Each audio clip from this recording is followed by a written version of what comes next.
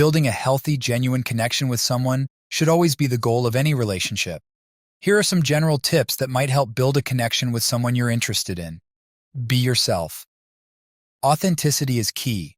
Show your genuine self rather than trying to be someone you're not. Show interest. Get to know her by asking questions and actively listening to her responses.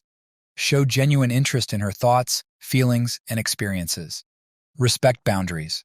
Respect her personal space, time, and feelings. It's important to establish mutual respect from the start. Build trust.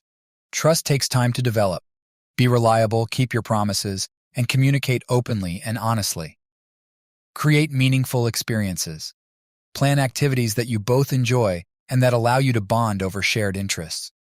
Remember, the goal should be to form a healthy, balanced relationship based on mutual respect and compatibility. If you're looking to manipulate someone into being obsessed with you, that's not a healthy approach.